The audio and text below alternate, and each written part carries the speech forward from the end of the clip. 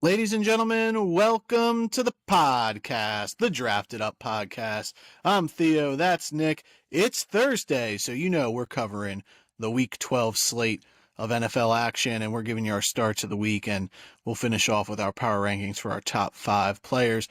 Before we get started, you can follow us over on Twitter at draftedup_pod.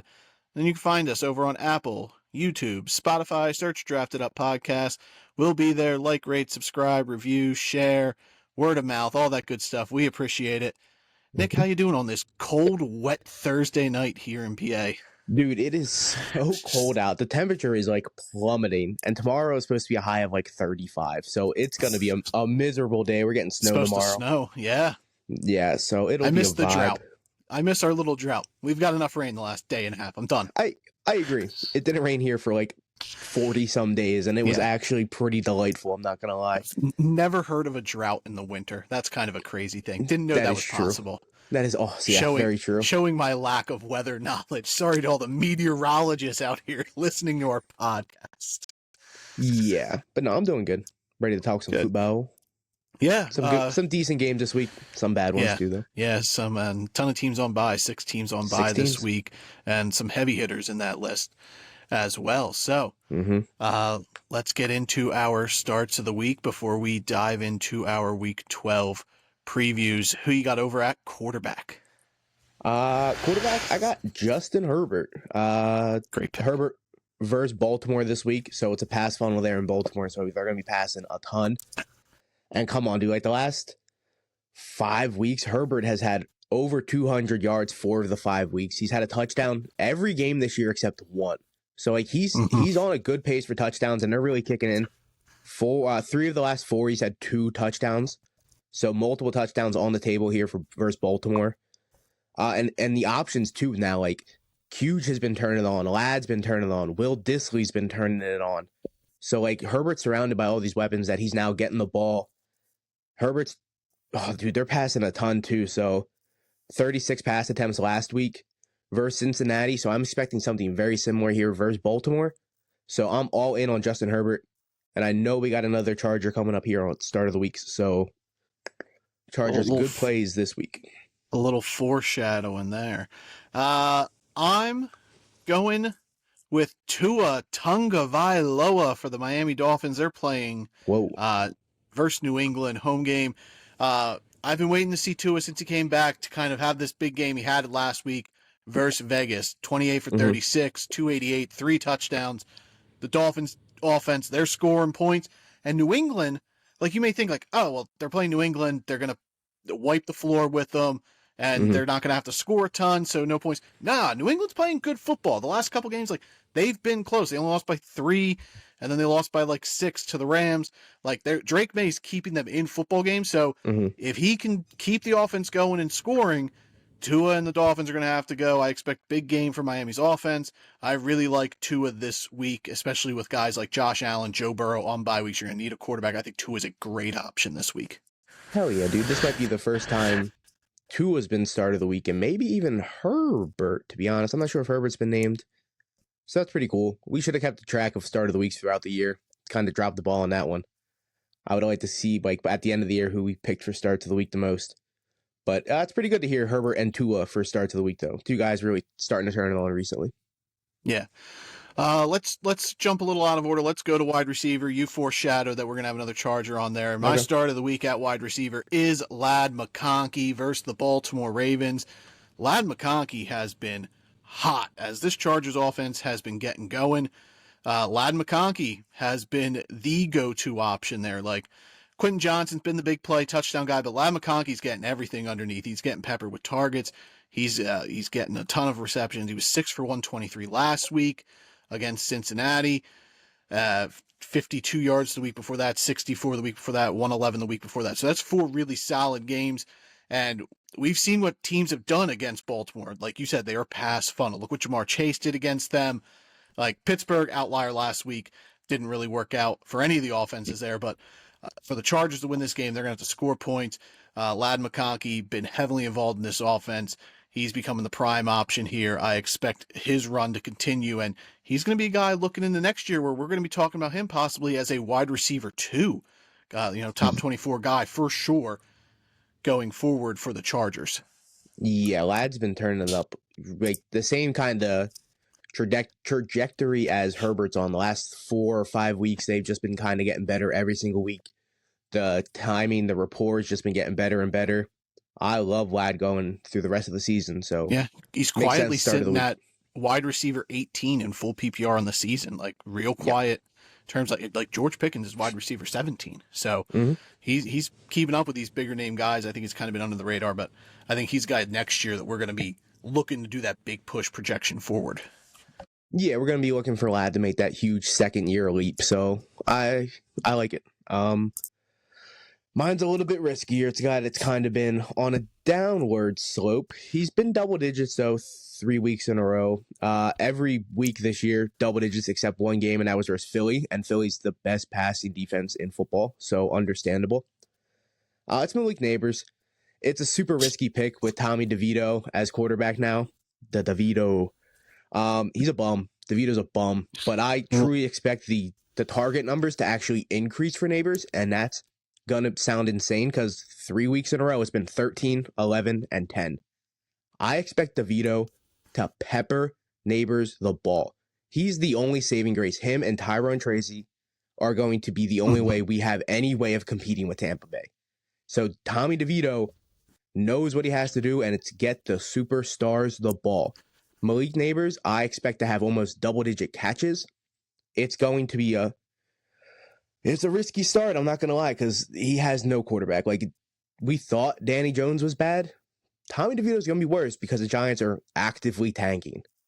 But Neighbors, I expect him to have a huge, and it's a good matchup too. It's versus Tampa Bay, who's the 24th worst passing defense in football. So the options there for Neighbors. Shitty quarterback play, I get it, but shitty quarterbacks tend to throw to their number one option, and that's going to be Malik Neighbors.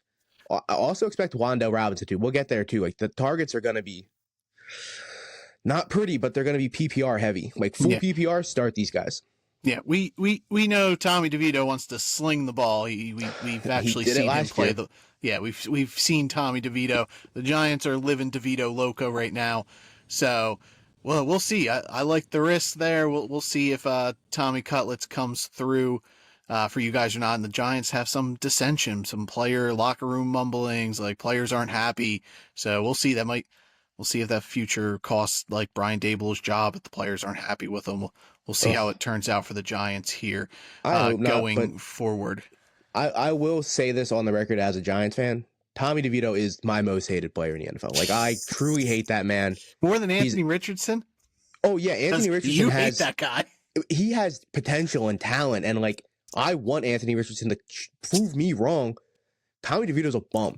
He stepped on this field last year, and we shouldn't have won any games with him. We should have had a top 2 or 3 pick, and somehow he won 2 games with a shitty team. He's a terrible quarterback. I hate this guy. Well, I got you Malik Neighbors, though. Yeah, but we could have had Jaden Daniels. Or Drake May. Also true. I would have taken him too. Or Bo Nix. You could have had Bo Nix anyways. We could have had Bo Nix anyways. He was on the table. But who do you got at running back? My running back might be you got the first time in history, maybe, for our podcast. I did a duo. I did the Dolphins. Oh, you did a duo? I'm picking 2 guys, and it's Brian Robinson and Austin Eckler. It's the Commanders' backfield first, Dallas. Both these guys should be in your lineup. Like, they're playing Dallas, who's a horrendous team in general. The worst. And the Commanders, they might not even need to pass. Like, Jaden Daniels can step out on this field and just hand the ball off to Brian Robinson. He's going to have to pass because he's going to pass to Austin Eckler. And Austin Eckler ate up like 8 or 9 catches the other week versus Philly because you couldn't get on the secondary. It's not the same situation, but I expect both these guys to have huge games. Both of them ending up in the end zone. I'm calling it right now. I think both are going to have touchdowns. Brian Robinson's almost scored in every single game he's played, and Eckler's touchdown run has been unbelievable too the last couple weeks. So I love the Commanders' offense in general, and they're playing Dallas, who's just a beat-up, worn-down team who's literally playing for nothing. And, like, you want to talk about, arguments in the locker room and whatnot. What's going on in Dallas is just in shambles. Dallas has no control of what's going on with that team. Cooper Rush is garbage. Trey Lance, honestly, I'm not a supporter of Trey Lance. I think he should be on the field. You traded the fourth for that guy. You got to let that guy see at least what he has in game competition. Trey Lance easily has to be like the worst practice player of all time for them to not put him out there. But practice and real game is just two different scenarios. Everyone's not great at practice. I get it. But in game, it could be like a quick, what am I thinking of here? Like a quick decision. Trey Lance might not have that in practice. Yeah, but when you you're don't put have to on necessarily like make a on the dime decision in practice. Yeah, when you're backed up against the wall and you need to sling it for 75 yards, that's where Trey Lance shined in San Fran. And even in college, like he's good at making these huge, big, outlandish plays where you're not going to make those in practice. The defense doesn't fall apart in practice because they know what the offense is running. So like Trey Lance needs that opportunity to go out and see what he has. Like Dallas is just a joke at this point. So I'm all in on the Commanders' backfield. Back to the starts of the week, I got off topic. Brian Robinson, Austin Eckler, both in line for huge weeks, even in non-full point PPRs, half point PPR. Brian Robinson, Eckler, start them both. Great start to the week. Yeah. In insight here, one of the leagues we have a joint team. We have Austin Eckler, and it's half PPR. And right now, I have him in our lineup over a guy like Chuba Hubbard, who's been great this year, but Chuba Hubbard's got the Chiefs, real tough matchup, and the Eckler versus Dallas matchup, I think there's more upside there. Last 3 weeks in full PPR, Eckler, he's looking 17, 18, 17. Brian Robinson on the season, he's averaging 14.2 points per game in full PPR. That puts him above guys like Aaron Jones, Ramondre Stevenson, Tony Pollard. Like, that puts him in like a high-end RB2 range. So I think they're both great plays this week. I'm going with the guy who's likely in your lineup. He's a bigger name dude, but I want to give you the confidence to keep going with this guy. I'm going with Ken Walker the third. The last 3 weeks for Walker, 8, 13, 13 full PPR. Not necessarily great numbers from a guy who was getting 23, 20, 33, 18 to start the year. Like, he's putting up monster numbers in last 3 weeks. Hasn't been great, but he's got a great matchup versus Arizona. Big game for both teams. If Seattle wins, they're tied for first in this division. So, the best way to beat Arizona, they got a pretty bad defense. You can run on them. Ken Walker, get him involved in the passing game. He's been great there as well. Like, they're kind of shying away from what they were doing earlier in the year where they were passing this guy the ball, utilizing him as the workhorse back, and it's been the JSN game and DK Metcalf. But Seattle, to get back to their winning ways, pepper Ken Walker in the backfield, give him the heavy workload, let this guy shine. He's a superstar running back. You can beat the Cardinals on the ground, and Seattle wins this game. They're right back in the division hunt. Yeah, definitely. They're right in the thick of it in that division. And you said it best. They got to get this guy back in the passing game. Like, I want Ken Walker to finish with like 5 targets, reeling in 3 or 4 of them. Just getting these check down first downs, keeping the drive moving kind of catches. Like, they got to get Ken Walker back in the passing game for sure. All right, let's finish it off. Tight ends. I'm going with TJ Hawkinson. The Minnesota Vikings are traveling to Chicago. Hawkinson was not good last week. He had a real bad week against Tennessee. Yeah, he hasn't really broken 50% of the snaps so far this year, but we're working to get him back in football shape, coming off that devastating knee injury. And Chicago, like, the only way to really pass on them is to the tight end position. They're sort of middle of the pack against tight end, but the last few weeks they've been towards the bottom of the league. Hawkinson, they're going to try to do their best to shut down Jefferson. Addison's probably not going to be much of a factor this week. Aaron Jones hasn't been great here the last month. He's been banged up, hasn't been as productive. He hasn't been as efficient as he was early in the year. So for the Vikings to win this game, they're going to have to get TJ Hawkinson involved, get him going, and I expect that after last week where he really wasn't involved. Chicago, better team than Tennessee. They looked a lot better with the new change in offensive coordinator, so we'll see how that changes there, but I expect Hawkinson to be the focal point sans Justin Jefferson in this offense this week for the Minnesota Vikings. Hell yeah. Hawkinson really let me down last week, but I expect him to be way more involved this time around. He's a huge part of the offense. Like, he's almost a check down guy for first downs, kind of like a good running back is. We talked about with Ken Waller. Like, he's the guy that just keeps the drives moving, and he's an insurance guy for Sam Darnold, so I like that. I'm going with, it's another risky pick because he's going up against the first ranked tight end defense in football. They are the best defense in football versus the tight ends. They are ranked number 1. It's Kate Otten versus the New York Giants. I think with Mike Evans coming back, he's been limited at practice this week, and he's looking to come back this week versus the Giants. I think that opens up so much for Otten. We're going to be so focused on Mike Evans because he is the key to that offense. Where I almost picked Rachaad White as my running back because I think he has the option to have 7-8 catches in this game just based off Mike Evans eating up so much coverage and focus from our defense. The duo route there too, because I think Bucky Irving's also a great play. I agree. But yeah, I agree. I think Mike Evans is really just going to change this offense so much for the better. Now that he's back, he doesn't even have to be 100% healthy. Him just being on the field is going to take our number one corner and our safety. So Banks and Nubin, if Banks plays, God forbid, who knows what our secondary's up to. But Banks and Nubin, or our number one corner and Nubin, are going to be shadowing Mike Evans. They're going to be so focused on him. Kate Otten's going to run free, and he's so quick, shifty. They know how to use Kate Otten at this point. They're going to scheme him open versus our defense. We're not going to be able to cover him all game. I expect Otten to get open, big play, touchdown in this game. Big week for Kate Otten and the rest of the Bucs, to be honest, this week. Yeah, I think Kate Otten's a top 10 tight end rest of the season. I think that's a great play. He's going to slide into the Chris Godwin role, essentially, with Mike Evans back. He doesn't have to be the main guy, but I think that actually helps him in the long run. Yeah, I'm looking at Kate Otten like the last 3 or 4 weeks, and this is what I wanted out of Dalton Kincaid all year, dude. Like, the way they're using Kate Otten is what I exactly wanted from Dalton Kincaid. So I'm happy with Otten. For sure, top 10 tight end for the rest of the year for me, too. Yeah. All right, there's our start of the weeks. Locked in. So let's get into it. Week 12 action, but before we do that, let's give a shout out to our friends over at W Energy. We all have had those days where we need that little pick-me-up, whether it's a long day at work and the morning coffee's not hitting, or, you just need a little extra pick-me-up at the gym, or you're like us and you're spending all night grinding out the tape or chucking bombs in college football 2025. Well, W Energy's for you. W prides itself on full transparency and ingredient disclosure. No sugars, no calories, no artificial dyes, no fillers. You can download their mobile app or go to their website, www.dubby.gg. That's WDUBBY. Be better and get that dub with W Energy.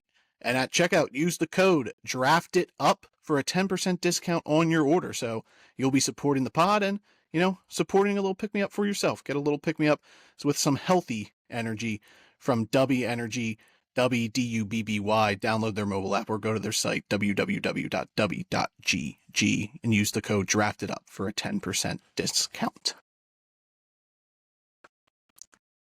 All right, good job, week 12. ad man. Yeah, thanks. The bad man with the ad man. All right, week 12, let's start it off with potentially the best team in football. The Detroit Lions travel to Indianapolis to take on the Colts. They are 7.5-point road favorites, an over-under of 50.5 points. Sam Laporta is expected to play. Well, it looks like he's going to play, so that's a good matchup. Indy got a bad defense, so if you're desperate, you can put Sam Laporta back in your lineup, especially on buys. Oh, teams with bye weeks, I probably mentioned that.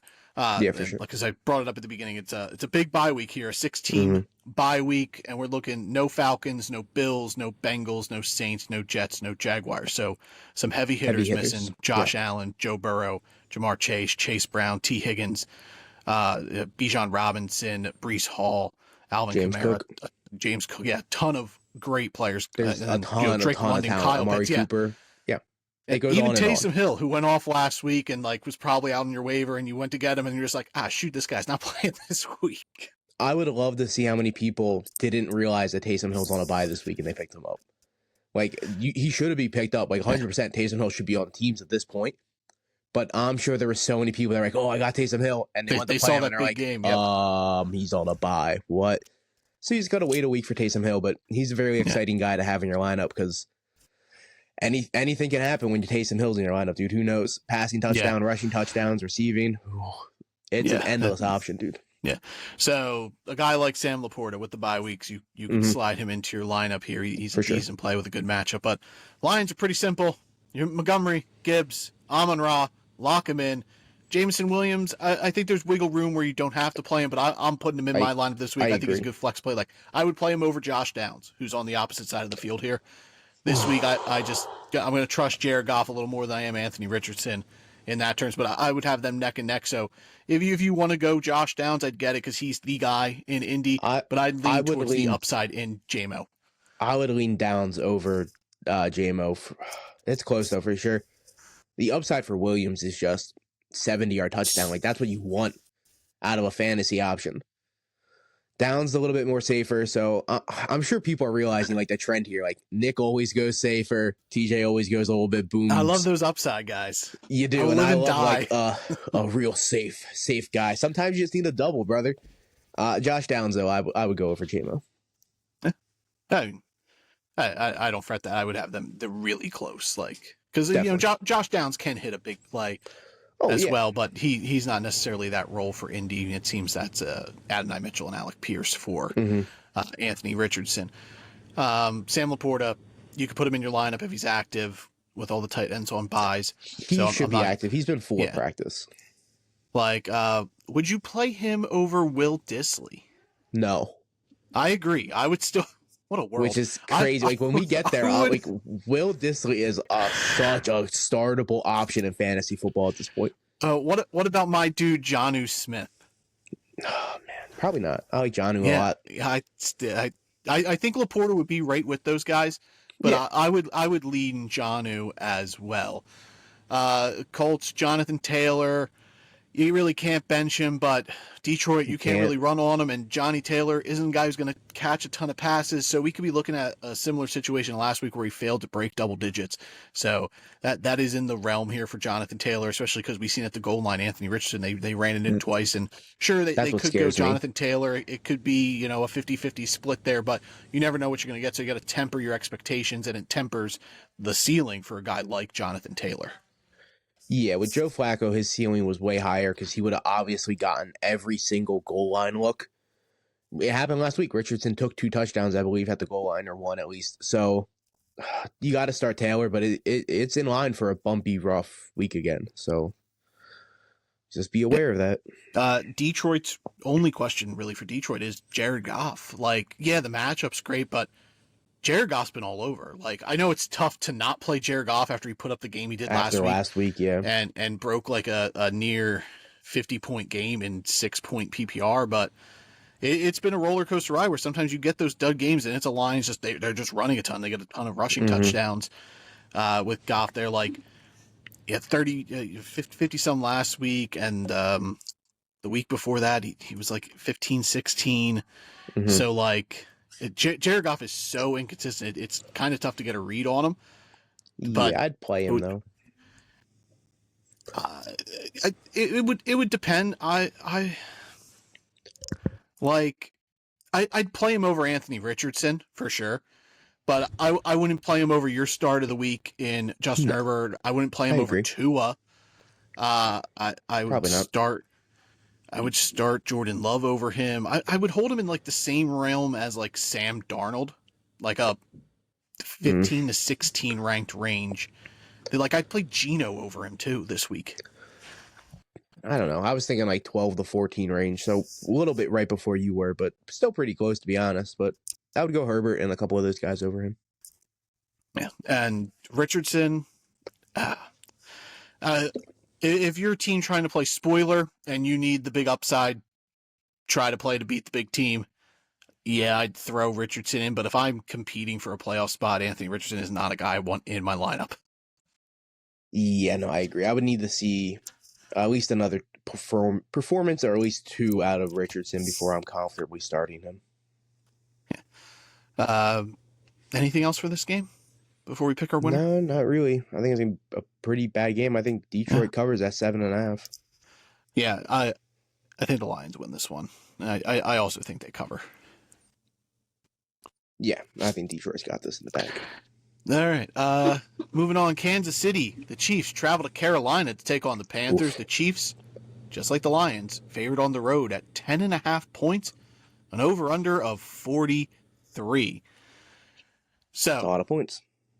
Carolina side, the only question is Chuba Hubbard.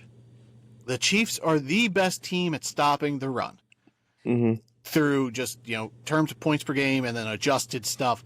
Kansas City's won. So are you going to play Chuba Hubbard this week? Like, it's tough to bench him because, like we He's an said, 6 RB1. teams on a bye. Bijan Robinson's on a bye, Chase Brown, James Cook, Breece Hall, Alvin Kamara. 5 locked and loaded guys in your lineup, and then, like, Travis Etienne. So, like, it's tough to bench someone like Chuba Hubbard, who's been so good this year. We haven't even talked about how Jonathan Brooks is back. Like, he's playing. So I expect him to slide into the Miles Sanders role where he's going to be eating up the catches. But I also expect him to take a couple of carries a game. Like, Miles Sanders wasn't getting carries. So I expect Jonathan Brooks to take the passing work from Chuba completely, like Miles Sanders kind of was. And I think he's going to finish with like 5 to 8 carries. So I think that's going to eat a little bit into Chuba, but not a ton. But I expect him to have like 15 carries, not the 28 he had versus us. But, man, it's such a rough matchup. You kind of have to play him with the buys, theoretically. But if you have an out and he's like a flex option and you have another receiver on your bench, I would kind of lean towards that. I'm not going to lie. So would you start Austin Eckler over Chuba Yes. Hubbard? I agree. What about a guy like J.K. Dobbins against Baltimore? Baltimore tough to run against. Oh, man, I kind of think the Chargers are going to be doing everything they can to get both their backs in the end zone this week. No, I just don't think Gus Edwards is ever going to score. I agree, but it's a revenge game for both those guys. And Gus scored 13 touchdowns last year for Baltimore. So it's almost just like look what we have now. We have your touchdown guy. We're not using him right at all, but we have him. Oh, man. Back to the Chuba thing. Yeah, I'm kind of sitting him. Would you start Thielen over him? Adam Thielen? Yes, he's playing this week. He's back. Over Chuba in a flex spot? No. Yes. No, I would not. I think Thielen has a chance to eat up a ton of catches. He's coming back. He's going to be healthy. I wouldn't start Chuba over the Chargers guys, either of them. I would play Chuba over J.K. Dobbins. Oh, ugh. You would start Chuba over Dobbins? Yeah, I would. I don't know. I think the only real chance Chuba has a great game is if it's in the passing game, and I think Jonathan Brooks is going to take that. What about like Bucky Irving, backup running back? I'd lean towards Bucky. I would lean towards Bucky. No, I'm going the other way. I'd go Chuba over. Okay, Bucky. I think Bucky's almost top 15 back this week. He's got a way better matchup. Yeah, I'd probably lean Bucky. That would be very close to me, just because he's a backup running back. But yeah, it'd be pretty close. Yeah. I would try to lean out of Chuba. I also would try to get out of Chuba Hubbard, but a tough guy to get out of your line. I mean, he's been great this year for the Panthers. And then I'm not messing around with any of the receivers, and I'm not taking the dart throw at tight end with Jatavian Sanders. I don't care that the Chiefs are the worst against tight ends. I'm not willing, so close to the fantasy playoffs, to put that much of a upside shot with Jatavian Sanders. Yeah, no, I agree. I'm not starting Sanders. I'm not even looking at Sanders' way. Chuba Hubbard's been a top 12 back the first half of the season. I don't think it's going to be the same come the rest of the season. I'm not going to lie. I think Jonathan Brooks eats enough into his carries where he's like an RB2 at this point. I don't think this is the week that Brooks eats too much into Chuba's I'm saying workload. Going forward. I don't think he's going to be, I think he's going to be like a top 24 guy the remainder of the year. I don't think he's going to be a top 12 guy. Yeah. I would have him in like the 15 to 18 range going forward. I still think he's the focal point of this offense even with Jonathan Brooks there. I don't think they just paid Chuba Hubbard. I still think he's the dude here. I think it's going to be both of them. I just don't like this matchup. I think it's going to be both of the running backs as the focal point. Yeah, and then Adam Thielen was really good last year, and then he died off because he was old. He's fresh-legged. I'm not playing a receiver against the Chiefs with Bryce Young at my quarterback. I'm not saying this week. Now. I'm saying going forward. I think Adam Thielen has the best chance to be I think watch Thielen's usage this week. If he's heavily involved, he should be on a roster, but I wouldn't put him in this week. Yeah, man. Probably not. Kansas City's decent. But I think going forward, Thielen points per game he has a chance to be the best option on this team. Points per game for the remainder of the year. Yeah. Full PPR, that is. Full PPR. What we play. And Kansas City, I don't think Pacheco's going to play this week. So Kareem Hunt owners, I think got one more week where he's the dude. It's his backfield and his backfield alone against the worst team at stopping, the second worst team at stopping the run behind Dallas and Carolina. So I think you can lock Kareem Hunt in your lineup. But like Travis Kelce, he's been pretty bad, but you can't really bench him with the bye weeks. And Pat Mahomes has been so hit or miss. Like, I honestly wouldn't be trying to play Mahomes this week. I would be trying to find a way out of him as well. Like, I'd rather play Baker. I'd rather play Goff than Pat Mahomes this week. And so I'd assume you'd rather play Purdy then? Yes, I would go Purdy over Patrick Mahomes. Well, monitor Purdy. He's got a shoulder injury, so I'll need to see the practice stuff. But right now, like if Purdy's playing and puts in a full rest of the week of practice, I would go Brock Purdy over Patrick Mahomes for sure. See, I don't expect him to honestly get a full practice in tomorrow, being Purdy, but I still think he's going to be a go on Sunday. Yeah, I think they're going to try to limit that shoulder work in practice. I also think there's a better chance, like that. I think that game could be a shootout, Green Bay, San Fran. Whereas I don't necessarily see that with like Kansas City. Carolina's not going to put up a ton of points, so that's the Kansas fear. City might have the fear a with rest this game. Like you diving into the Xavier Worthy well. Like he had a nice little game last week, but I don't know. I don't want to play him. No, I would rather. I don't want to play any Chief that's not Kareem Hunt and Travis Kelce, really. I don't want to really mess around with the receiving game. I think it's too hit or miss, too choppy. I agree. Worthy's not a weekly start in my eyes for fantasy. He's not consistent enough. What about your guy Hopkins? Also not consistent enough right now. Yeah, especially now with Juju back. Juju's kind of been lining up. That guy's a bum. I know, but they're lining him up how they lined up Rashee Rice. So, but they're not utilizing him like Rashee Rice. So no. I just think it's just too much in the passing game for anyone to be completely like reliable going forward. Like I barely want to play Travis Kelce, but position wise, you got to play him. Tight ends are weak. Yeah. And then who wins this game? The Chiefs. Chiefs. I agree. You think they cover? 10.5 after a loss. Yeah. Yeah, the Chiefs. I don't know if they've covered like any time this year. They're not playing after a loss at all this year. Yeah, I don't think they score a ton, but they do win. I think it'll be close. I don't know if they cover. They might win by 9, which is just under. Like they might actually win by 10, which doesn't cover. It's 10.5 point spread. Yeah, but I don't think there's any chance the Panthers win this game. No, I agree. Yeah. All right. Tampa Bay Buccaneers travel to New York to take on Tommy Cutlet and the New York Giants. The Bucs are 6-point road favorites. So far, a trend here. Over under a 41. So you got 2 starts of the week in this game, and Cade Otton for the Bucs against you guys, and Malik Neighbors against the other side of the ball. I also think Tyrone Tracy is a great play. I considered him for my start of the week at running back. This is a great matchup for him. He's getting close to 20 opportunities a game since taking over this backfield. I think Tracy's a great fit, and DeVito, he's going to have to check it down, and Tyrone Tracy can catch the ball. I think he's a locked in the lineup. Like I expect him to put up almost like a Rashad White game where he's just going to get a ton of targets. I hope so. And I actually think there's a lot of playable options though. Like I like Rashad White and Bucky Irving. There's a ton of playable options in this game. You can play Mike Evans. Baker Mayfield's a great play. From you guys, Malik Neighbors and Tyrone Tracy, that's pretty much it. But full PPR, you could mess around with Wan'Dale Robinson. Yeah, I agree. Full PPR, you can mess around with Wan'Dale. Man, if you even hurt him for tight end, Theo Johnson's also on the a streamable option. He was banged up. Did he get a full practice in today? I know he was questionable. He had a back injury. Practice fully today, yes. Okay, So did Mike good. Evans. Him and Mike Evans were both full of practice. So Evans Cool. cleared to go. Theo Johnson's also going to be good to go.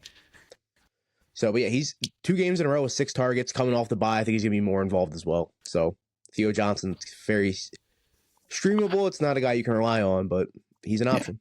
I'd rather play Theo Johnson than Jatavian Sanders. Easily. I don't even have them in the same tier, to be honest, right now. I think Theo Johnson's actually involved.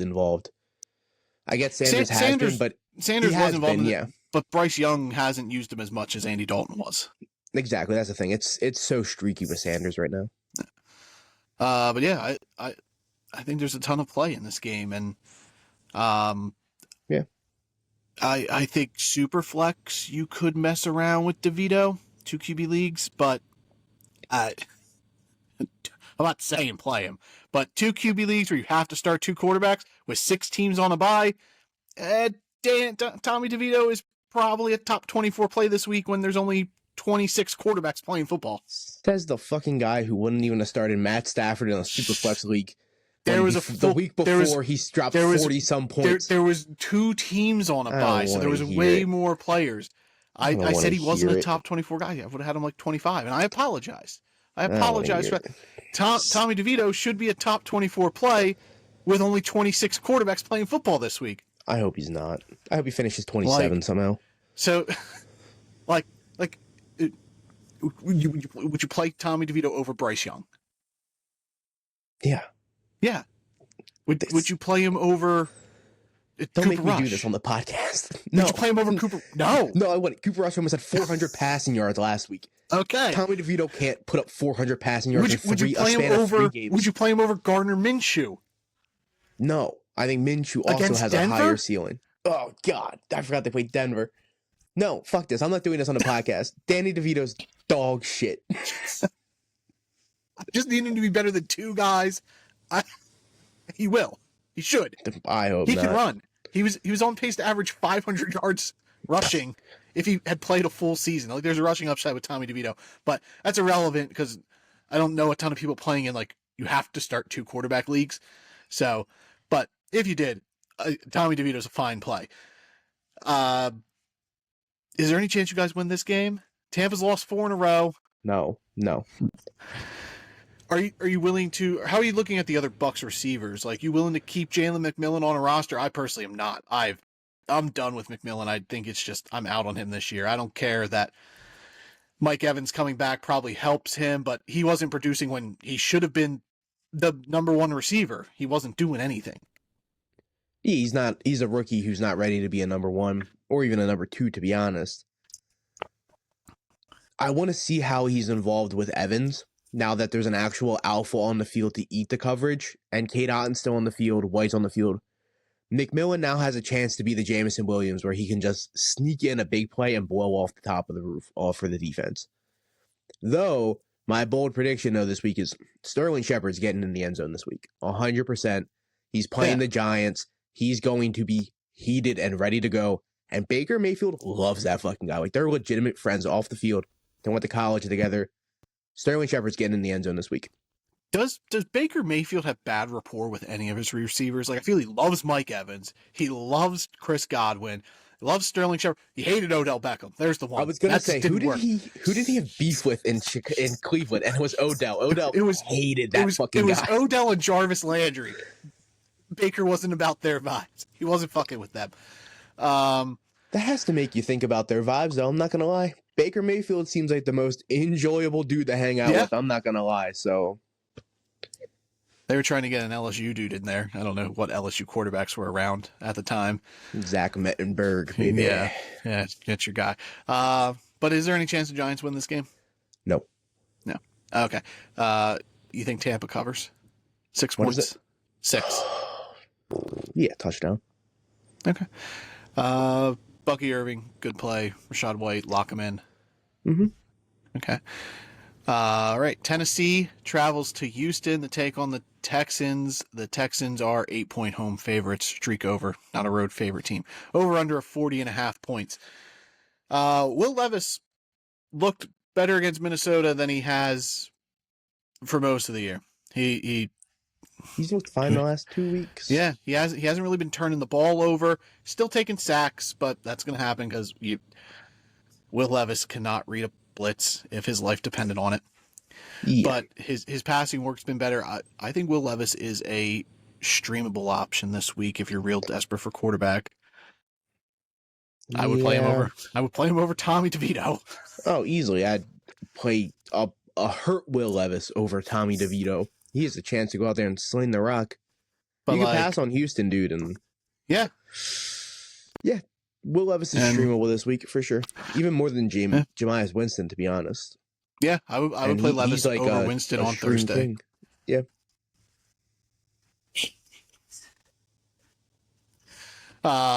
Houston, how do you feel about C.J. Stroud this week? Tennessee, no L'Jarius Sneed.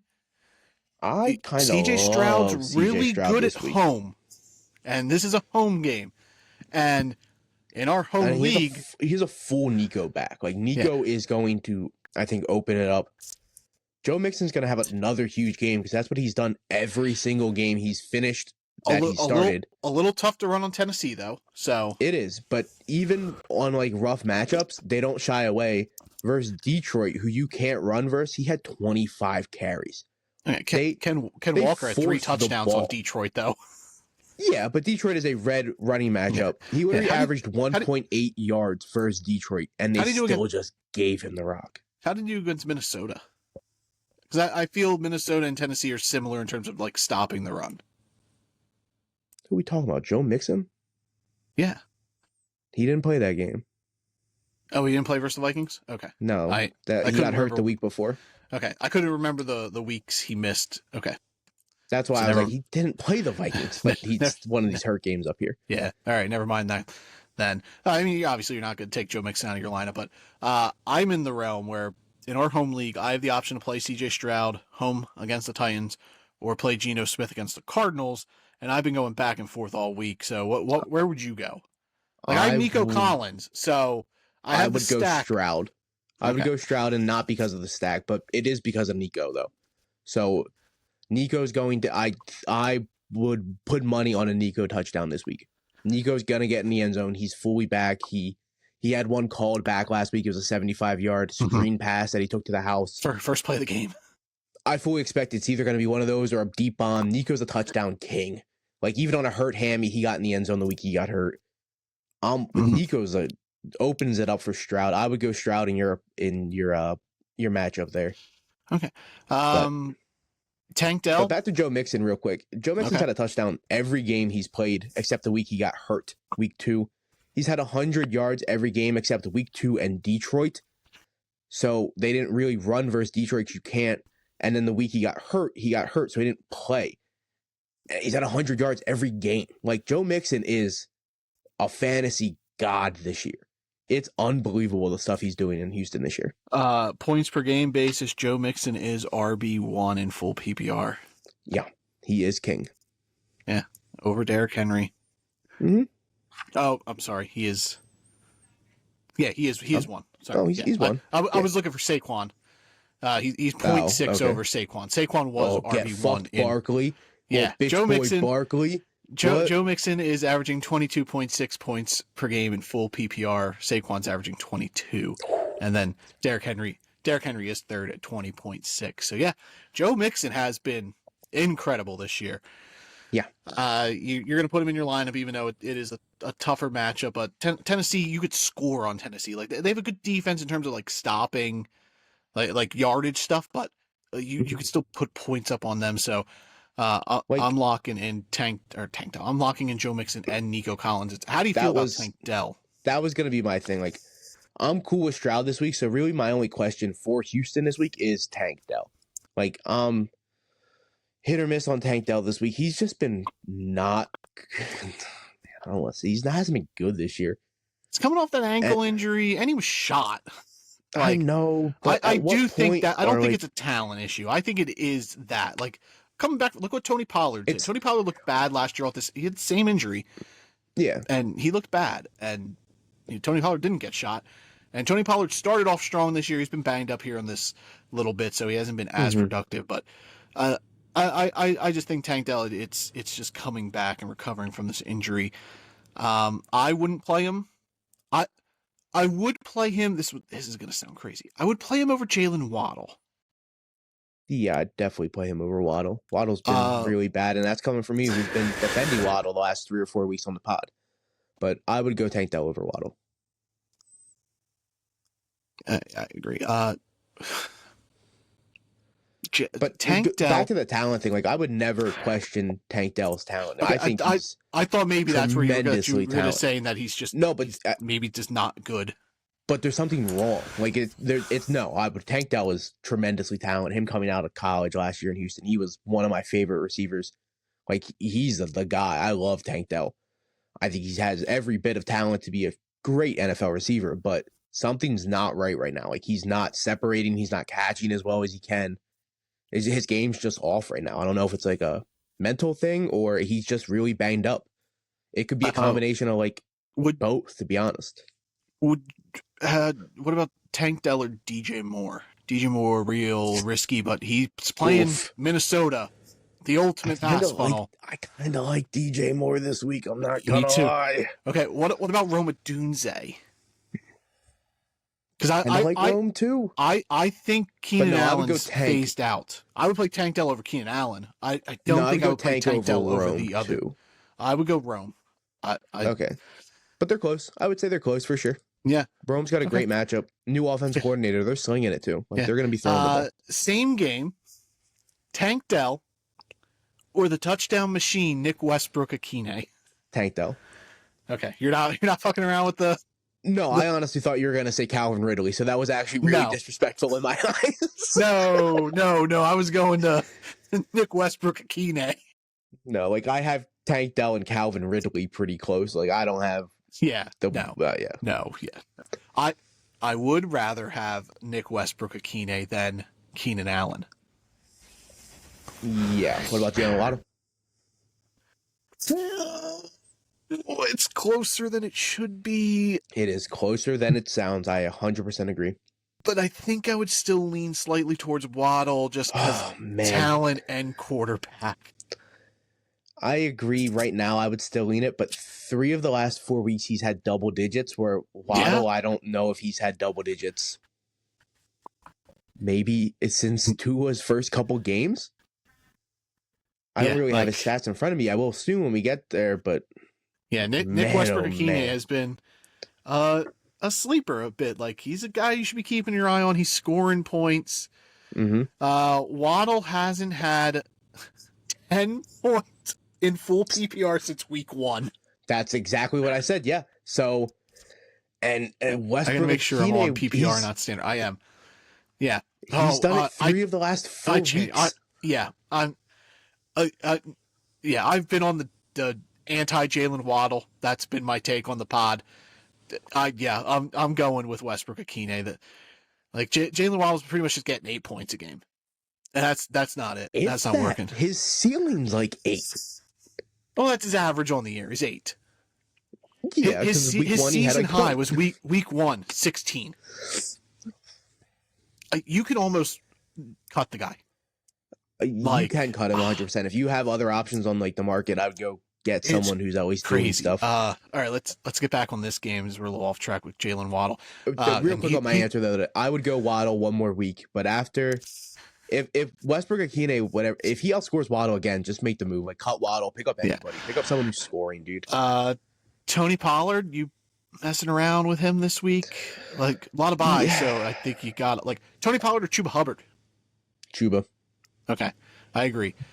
Tyjae Spears, he worth playing. He's in concussion protocol, so that might favor towards Tony Pollard over. I'm trying to get Pollard out of my lineup, to be honest. So Spears isn't anywhere near my lineup. Yeah. Okay, yeah, I agree. I think Tennessee, it's Calvin Ridley. You could stream Will Levis, and if you're real desperate, you can start Nick Westbrook-Ikhine. Yep. And then Tony Pollard is a very low end RB2 in my eyes. Yeah, I might even have him outside the 24 range, to be honest. And then Houston, lock in your starters. I think Stroud's a good play. Mixon's great. Nico's great. You can they'll flex play this week. Flexible. Not messing around with Dalton Schultz, though. That might be the first time we've ever said that guy's name on the podcast. No, he was my start of the week once. Whose? Mine. Why? It was the What first week? week Nico went down and Steph Diggs was out too. So I'm like, they got to throw the ball to Dalton Schultz, and it didn't happen. And then Houston wins this game. Yeah, for sure. Yeah, I agree. All right. Hey, Jalen Waddle though does have one more double-digit week than Dalton Schultz. Dalton Schultz has 0, by the way. All right. The Miami Dolphins are up next. Oh, speaking of. Yeah, the New England Patriots travel to Miami to take on the Dolphins. Dolphins are 7.5-point home favorites and over under a 46. New England's covering. New England is a master at covering. They don't win, but they cover. They don't win. They're covering. I think Drake May is a stream option. I think if you really need a quarterback this week, like if you're like a Josh Allen owner, you're not rostering 2 quarterbacks. A ton of teams probably are. Joe Burrow owner, same boat. Quick, just to get off real topic. I love getting off topic. I did not realize I had Josh Allen in so many leagues, man. I'm going through all my teams. You and I are in a bunch of fantasy leagues. I think I'm in like 13 or 14 leagues. And I'm like going through teams before the game today, and I'm like, why do I have Josh Allen in so many leagues? And I don't have a backup quarterback because I have Josh Allen. You don't need a backup quarterback. So I'm like stuck making all these moves, man. Bye weeks suck. That's just where my story's going. I don't know how the NFL can't balance these things out. 4 teams should be the max on bye weeks. Every time they have a bye, it should only be 4 teams. There's no bye weeks next week. Yeah, and then there's a bye week at week 14, and it's only 2 teams, I think. Doesn't make sense. Yeah, it is. And one of them's Houston, and I'm salty as hell about it. The other one's Washington. Yeah, no Jaden Daniels, no Eckler, no Robinson, no Terry McLaurin, no Joe Mixon, no Nico, no NFL. Tank, no Stroud. Fix your bye week situation. Balance it out. 4 teams a week. Week 12 should be the last bye week. I'm not going to lie to you. Figure it out. Week 13's too late. Week 14 is incredibly too late. There's ways around it.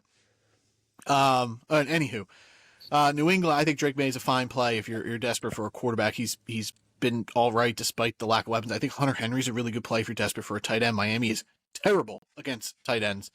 Hunter Henry, good play. And Ramondre, lack of running backs this week, you're going to put him in your lineup. He's been a top 20 RB on the season, which is crazy because he hasn't been that great. But I think Ramondre and Hunter Henry are the 4 sure like guys you can put in your lineup, not worry about them. Drake May, he can stream. Like I would probably go Drake May over Will Levis, but it would be close for them. And then New England, I'm not messing around with any of the receivers. Keyshawn Boutte, I don't care that he's got 6 targets every week for the last 4 weeks. I don't care about Douglas. I'm not playing any of the receivers. Yeah. Ramondre, though, like you brought up, he hasn't had his bye week yet, so you have to watch out for that. New England hasn't had a bye yet? No, they're week 14. Oh my God. So there's 4 teams on a bye next week. Yeah, there has to be another one. Or 2 weeks from now, because apparently New England's week 14. But Ramondre missed the game. He missed Houston. So I can't wait to do like the end of the season where guys ranked and where they were drafted. Like Ramondre should not be a top 24 back just by what he's done the last like 4 or 5 weeks. But he's sitting there top 20 without a bye week, and he missed a week. So it's kind of like he had a bye. But oh man, he's not someone I like to play. But you look at Miami side. Oh my God, I'm looking at bye weeks. Week 14, Baltimore, Denver, Houston, Indy, New England, Washington. Oh my God, it's another 16 bye week on the last season of fantasy football. It's always the NFL doesn't care about fantasy football. Yeah, that's insane. They need to. That should be a crime. There's got to be a way to. Wow. No. Yeah. Rough. You're here. Ramondre's averaging 13.8 points per game fantasy wise, so that's like more than Tony Pollard. He's on par with Aaron Jones. Aaron Jones at 14, and that's crazy. Like Aaron Jones, I get he's been struggling the last 2 weeks, but he's been playing really good football, and like Ramondre has not. Yeah. So it's just it's insane how fantasy works. Here's Chase Brown's averaging 14.4 points per game. Give me his last 4. It's going to be way different. Okay. That's the thing with Chase Brown. Like, he's been so good the last couple of weeks. We forget he was splitting time with Zach Moss to start the year. DeAndre Swift's averaging 14.8. So that tells you where like he's not that great either. So no. And he's also another guy who started off like trash. He played like shit the first couple weeks where we were dragging his name through the dirt. saying he's like one of the worst football players in the NFL, and now he's out here. I said I wouldn't roster him, and then he blew up, and I'm like, okay, I'll Poor pack. Matt Stafford. You're pretty notorious for that, I guess. No, I just said I wouldn't play Matt. I don't think Matt Stafford should be rostered. He's not a top 12 quarterback. No, he's not. In fantasy. Real life, he probably is. New England, Miami, though, Tyreek Hill, lock him in. Tua, I think Tua's a great play this week, obviously, start of the week. Devon Achane, when Tua's in, this dude's right up there with Joe Mixon in terms of like points per game.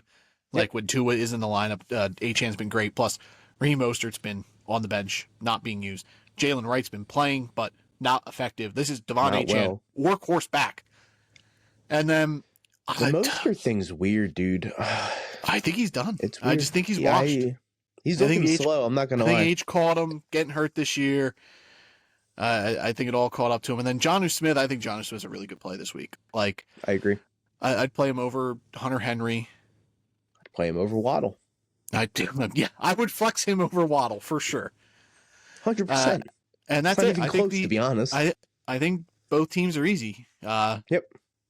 And then I think you could play Miami's defense. I do. I think Miami's defense. Drake May takes sacks. He does prone to turnovers. Yeah. I think Miami wins this game. I don't think they cover. Oh, you gonna pick New England? You gonna pick my boy Drake May? No. I'll go Miami, but man, I really think New England has a chance to. It's gonna be really close.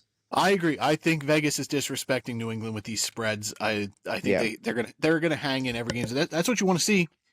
It's Drake May's playing good football. They're not winning. Going to get a good draft pick. Either get him a weapon, get him some linemen. So New England should be up on the rise in terms of just how good Drake May is. Future's looking good in New England. Yeah, I didn't expect New England to win a lot of games this year, but for them to be able to look like a real football competitive team. Yeah. Unlike Carolina last year with Bryce Young as a rookie, they didn't look good. They weren't hanging in games. Drake May is going to be like legit. He's going to be so good. He's keeping this terrible team with no weapons besides Ramondre in these games. I cannot wait for Drake May's future. It's not crazy to say that Caleb Williams may look the worst of the four rookie quarterbacks who've played. He has. He's the fourth best rookie quarterback right now. And that's insane because the Bears were stacked. Yeah, the Bears they did everything to make this work. They could. And we have to remember, that wasn't their pick. They picked 10. Yeah. So they shouldn't have had the first pick. So they just fell into it. Like, they're in a rough spot right now. It's a terrible run team. I'm really scared for Caleb Williams. Like, he's a great quarterback. But in this system, you got to fix a lot. And, Yeah. Well, we'll see how it goes with Thomas Brown as the new offensive coordinator. They looked better last week. They did. Than they have a lot. Yeah. There's been weeks where they looked functionable.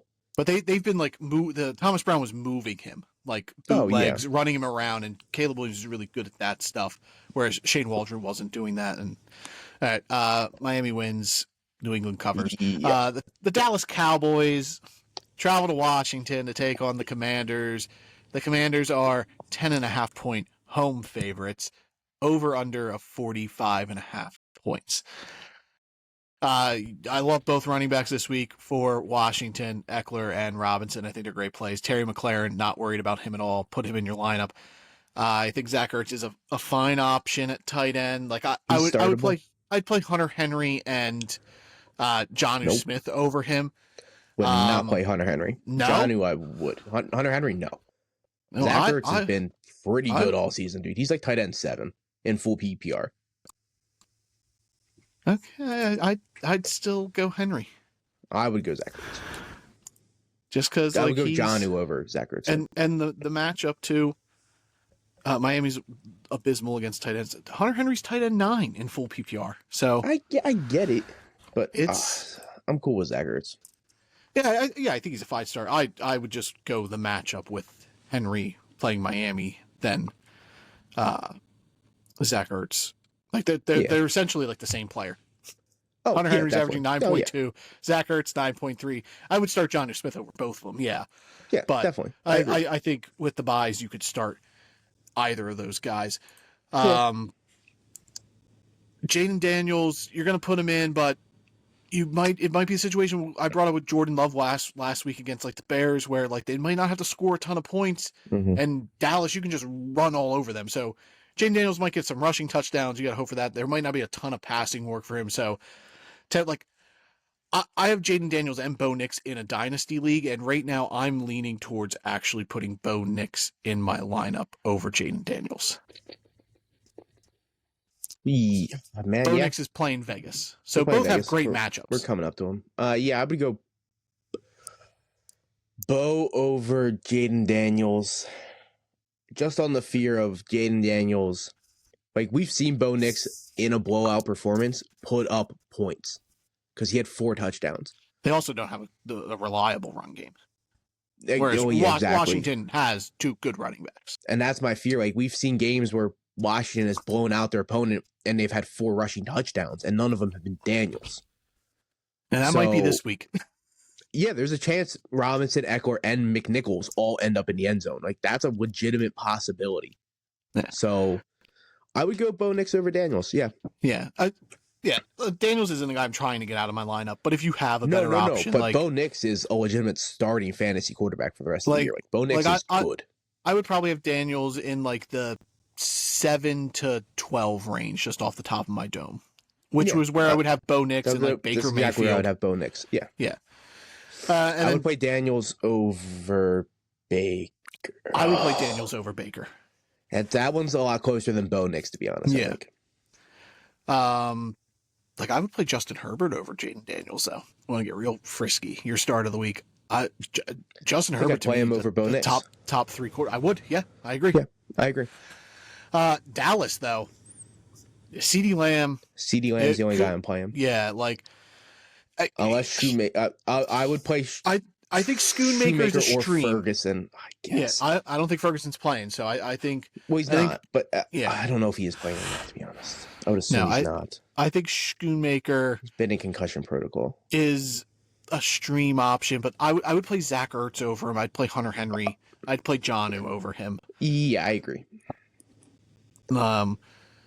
It's really Rico Dowdle is the question. Like, Cooper Rush isn't getting him involved in the pass game, which was Dowdle saving grace, and Dallas is just getting blown out, so they're not running the ball. It's tough, and they had 2 really rough matchups too. Like, Philly and Houston are 2 really good run defenses. Yeah, Washington, you can run a little bit more, but I don't think I'd play him. Would you play Rico Dowdle or Javonte Williams? That's a trap. Oh my God! Can you guarantee me Javonte has 12 carries? No, because it's Sean Payton. Give me Javonte. This is an actual boat I'm in my money league. I have to play one of those guys. I'm playing Javonte in a home league as well. But someone's home league. But yeah, I'll get Javonte. Or would you go real risky and try to start the Raiders running back, who looks like it's going to be Amir Abdullah? No. No. Catch work, Amir Abdullah. No. Starting running back. I would start Rico Dowdle over any Raiders running back. Yeah, no Zamir White or Alexander Madison this week. I think I'd start guys on a bye week over the Raiders running back. I'm not going to front, dude. So the Raiders are going to be out here with Dylan Lobby and Amir Abdullah as their running backs. Dude, I low-key love Dylan Lobby coming out, but Abdullah is going to be the catch guy, and that's what Lobby needs to do. So they're the same guy. Yeah, sidebar. But Dowdle and Javonte, that's a tough match for me. Right now I'm leading Dowdle, but we'll see where I am on Sunday. But yeah, CeeDee Lamb. Based off if Javonte gets the work, I think he's going to outscore. But is he going to get the work? It's going to be him or Estime. Call your shot. So flip a coin. That CeeDee Lamb, lock him in. Cooper Rush used him a ton last week. Yeah, they're going to pepper him. Schoonmaker is a stream option if you really need somebody. And then Rico Dowdle, if you got to put him in, put him in. But I would have him as like RB 26, 27. Like, I would play Chuba Hubbard. I would play Tony Pollard over him. Yep. Ramondre. Both Tampa Bay guys. Yeah. All right. Washington wins this game. I don't think there's any way Dallas wins. Division games are usually close, but yeah, I agree. I think Washington fucking steamroll. Washington needs a win. This is like a must-win game. They're on 2-game losing streak. Yeah, they're on a downfall. Beating Dallas is a big win for them. Plus, Philadelphia's got a tougher matchup. So you got to gain ground there in the division. Yep. All right, Minnesota. The Vikings travel to Chicago to take on the Bears. The Vikings are 3.5 point home 3.5 point road favorites. An over/under of 39.5. Not a lot. DeAndre Swift was questionable today. He might not play. Also, an incredibly tough matchup against the Vikings' run defense. Yes, if DeAndre Swift plays, is he a guy you'd play Rico Dowdle over? Yeah. I agree. I'd also play Javonte over him. Oh, man, we're disrespecting DeAndre Swift on the podcast again. He's going to go off. But I don't think that's my problem. Like, if Swift doesn't go, I would love to start Roschon Johnson. Yeah, I would love to start him. You can't. He's playing Minnesota. Real tough matchup. And the Ward's that's the thing to keep an eye there. on. Because if Swift plays, last week there was more of a split between the two. And that Shane Waldron wasn't doing that. Yeah. They were doing a two-back system. It looks like Thomas Brown's leaning that way. So Roschon Johnson's probably a guy, if you have a roster spot to stash, put him on because he might get playing time. He scored last week. He had his best game of the season. But this week's not the week to mess with him because Minnesota shut him down. But we brought it up when we were talking about the Texans-Titans receiver matchups. I low-key like the Bears receivers in Roma Dunze and DJ Moore this week. I think they're a little frisky. Like, there's a lot of risk with them, but I think they're good flex plays this week. You can pass on Minnesota, real pass funnel. DJ Moore, they were manufacturing touch to him. 4 of his catches last week were screen passes. So we'll see how that goes there for DJ Moore. Week 5, Roschon Johnson had 14.5 points. He had 2 touchdowns versus Carolina. Oh, okay. Well, so 2 touchdowns and only had 14 points. So keep that in mind. But stat-wise, though, 10 for 33 has been his best game. So I expect to have a little bit more involvement going forward because that seems to be the projection. But versus Minnesota is good. It's a wrap. But DJ Moore and Rome, now we're talking. Those are guys I like to get into my lineup as like an upside kind of play. Whoa, Nick playing upside guys? These guys, yeah. DJ Moore's a huge upside guy, and I've never really been a big fan of DJ Moore in fantasy. He's always been super streaky. You like DJ Moore. Yeah, you love DJ Moore. But this week, I'm more confident than I've been for a long, long time in DJ Moore while playing. So DJ Moore against the pass funnel in Minnesota or Jaden Reed against San Francisco? Probably Jaden Reed. Okay. You had to think about it, though. Yeah. I don't think a lot of people. I think a lot of people just lock Jaden Reed in. He's been a wide receiver 1 all year. Yeah. I'm actually leaning DJ Moore. Yeah, but I don't look at Jaden Reed as a wide receiver 1. I think of him as a wide receiver 2.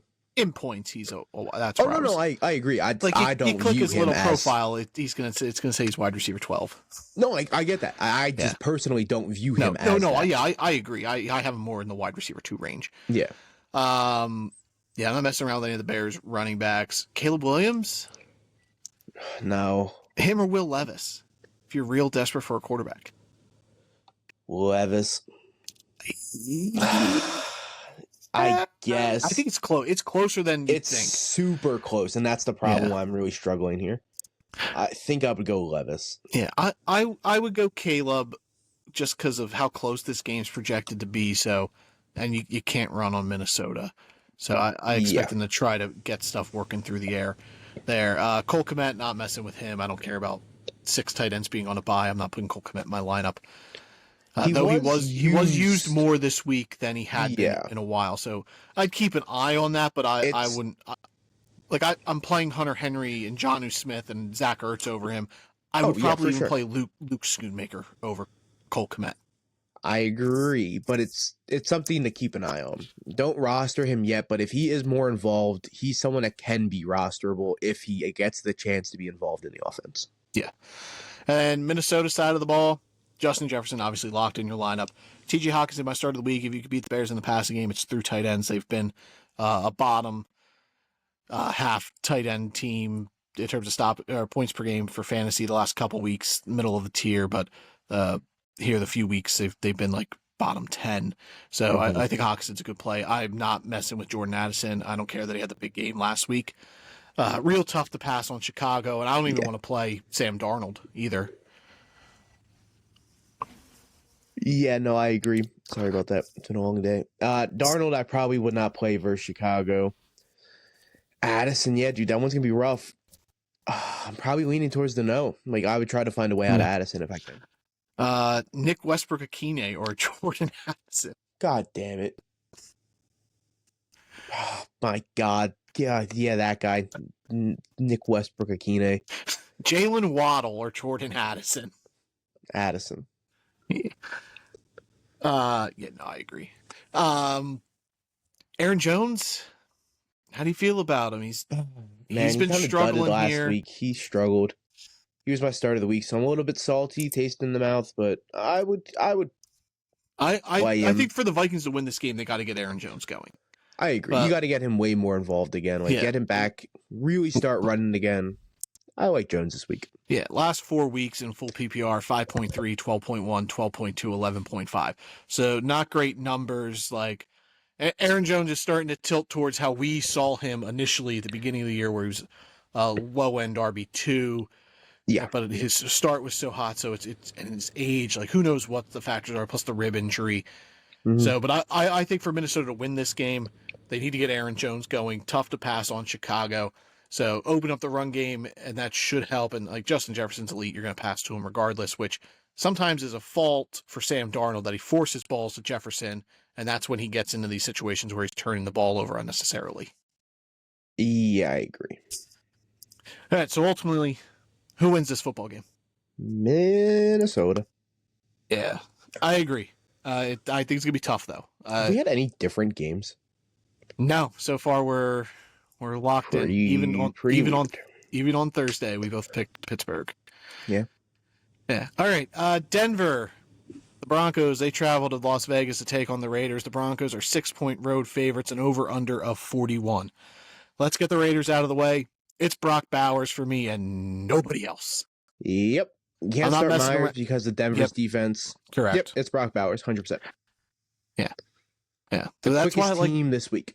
Yeah, that's why I like Hunter Henry, though, this week, because Brock Bowers had 13 catches on 16 targets against that Miami defense. So not saying Hunter Henry can do that, but yeah, Miami really bad at that aspect of the game. Denver, Bo Nix, put him in. I think he's a top 6 quarterback this week. You could start Cortland Sutton as well. Yep. And then it's really Javonte if you have to. Playing the game of Javonte Williams. Yeah, I wouldn't. Estime's not. I would not put Estime in my lineup. No. He's not worth it. Javonte's really the only questionable option here. Like, if he gets the workload, Javonte will be flexible. He'll finish as like RB something, fucking 20. 20 to 30. He's been playable and reliable when Sean Payton has let him be the guy. Yeah, he's been fine. When he's had to split time, it hasn't worked at all for Javonte Williams. Yeah, I just don't know if they don't trust his legs to go, and they just like, we need to limit his workload. I don't understand what they're doing, but whatever. Me either, but from watching games and just seeing, he's far and away more talented than Estime and McLaughlin. And I like Jaleel McLaughlin coming in this year. His tape looked good last year, but this year he's looked bad. Watching Estime has just looked okay. I've thought Javonte's looked better. And I'm not saying Javonte looks like a superstar, but I think Javonte looks leaps and above better than the other two guys, at least from what I'm seeing on tape. Yep. No, I agree. I don't know if they're trying to save him for a playoff run or like they just honestly think he can't handle or a workload. It might just be a case of Sean Payne just doesn't like the guy. It very well could be, but Javonte's looked by far the best running back on this team. So I would play him, but you have to be extremely cautious with what the hell is going on here in Denver. Yep. He's a free agent at the end of the year, so you would think Denver would try running him into the ground if they're not bringing him back. I expect him to go somewhere, and I think he has a chance to still be really good. Yeah, I would love to see him elsewhere. Like, he was a top 5 running back in Dynasty, like startup leagues. Like, people were picking him early. Like, talent's there. And his rookie year, like he had signs of being legit. So Yeah, it was him and Brees Hall. Everybody was like, "Oh, Brees Hall, him, and Ken Walker were like the three backs everybody was talking about." And Javonte has not gone that route. Ken Walker's kind of dwindled there in the middle, and Brees Hall even hasn't lived up to that top back billing. So we'll see. If you got to start Javonte, I'm fine with it. Like, it's not a confidence play. Don't hate on it. It is not somebody I would be like comfortable. Like, yeah, I'm playing Javonte Williams this week. I'm not thinking about it. Yeah, if you have that confidence, more power to you. Send some my way. Yeah, if you're just blind and you have no idea what you're talking about, start with Javonte Williams every week. But if you have to play him this week, it's a good matchup, and just hope he gets the workload. Yeah. That's what you have to do. Just hope he gets it.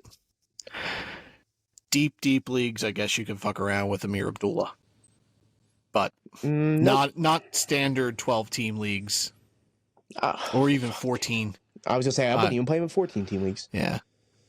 I think the only way Amir Abdullah is sneaking into a lineup is like dynasty leagues, where you just built a roster and maybe just have weeks, week leagues, weeks at running back. Yeah, because dynasty, you're not really looking at bye weeks, and if you get stuck with 3 backs on a bye week this week, you're fucked. And obviously, you have to start Amir Abdullah. Hopefully, it's a full PPR league because he's a receiving back. So hope to God he gets 8 catches. Yeah.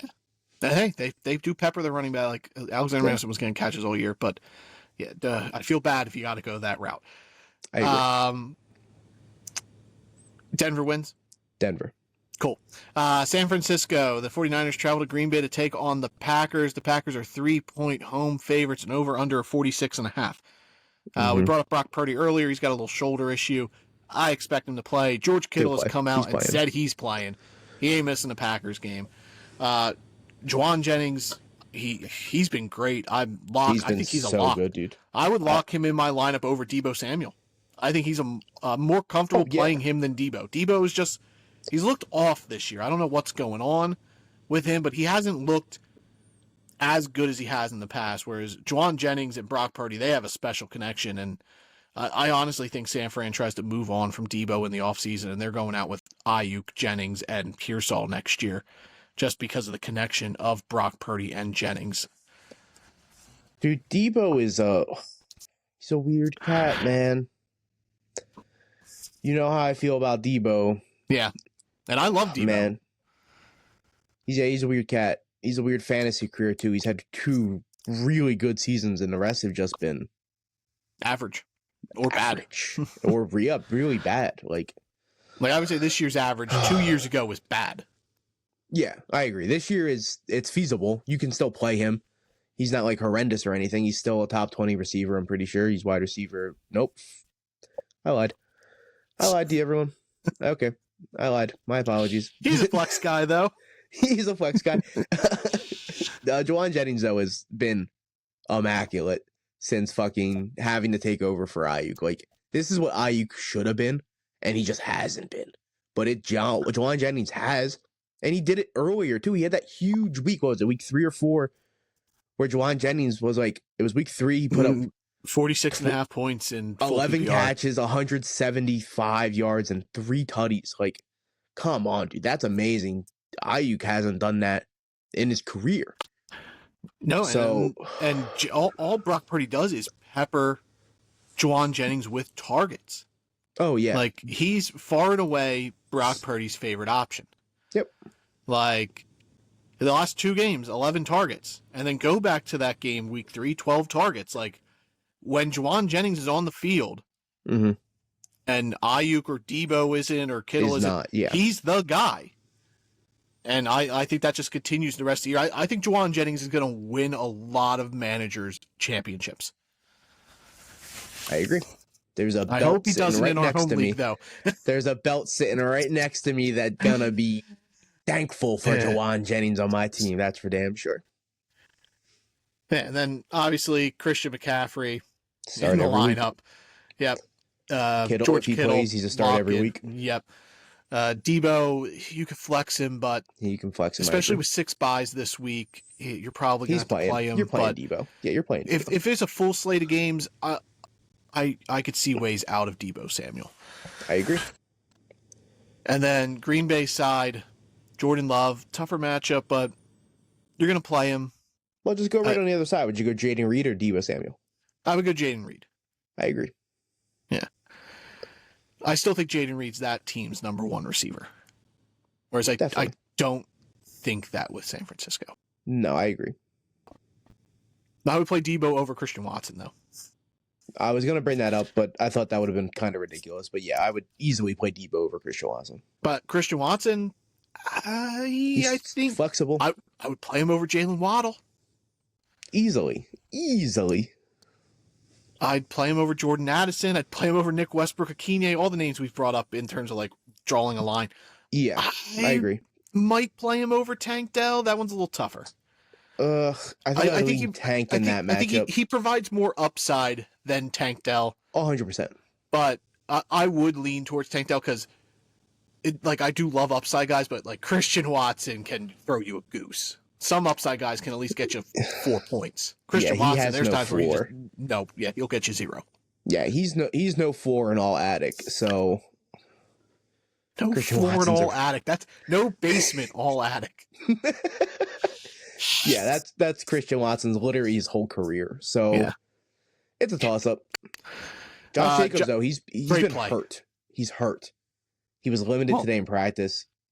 You have to watch out for that. He's a tough cookie. He's going to play. If he plays, you start him. It's a great matchup. He was going to be my start of the week, but being limited in practice, I don't want to tie myself to that. No Marshawn Lloyd. That guy's got appendicitis now, so he was on the verge of coming back, and now he's out again.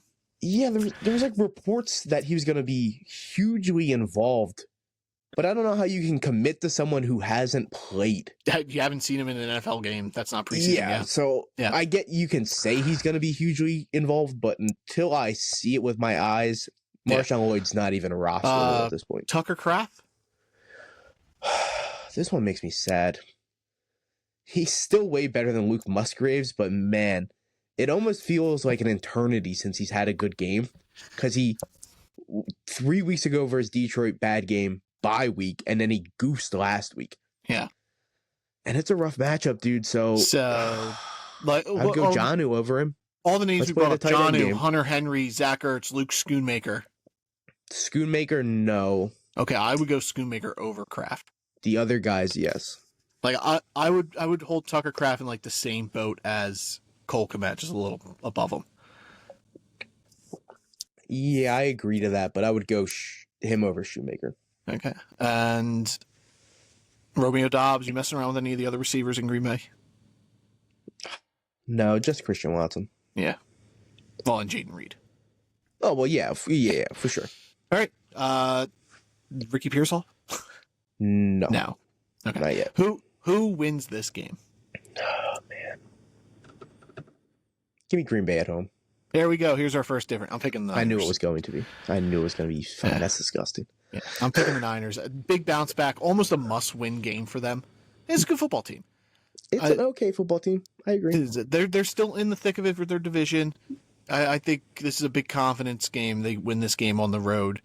I think I think it is a must-win for them. But it is. So if they lose, they're almost done. I am going with San Francisco here. I'll go Green Bay.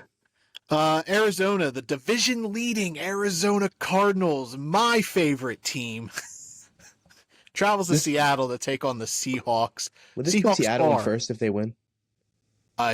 Maybe. I don't know how the tiebreaker would work. I would think so because they haven't played yet. I was going to say they haven't played yet, and they would go head-to-head matchup. So I would assume this would put Seattle. There's a hypothetical. If Seattle beats Arizona, San Fran beats Green Bay, and the Rams beat the Eagles, all the teams in that division are 6-5. Yeah, which would be crazy. Yeah. So Seattle is 1 point home favorites, and over under of 47.5. Arizona, lock in your guys, your big name guys. Kyler Murray, lock to play. Start him. James Conner, great play. Marvin Harrison, great play. Trey McBride, great play. Even greater play if they score a touchdown with him. Yeah, get that dude in the end zone, please.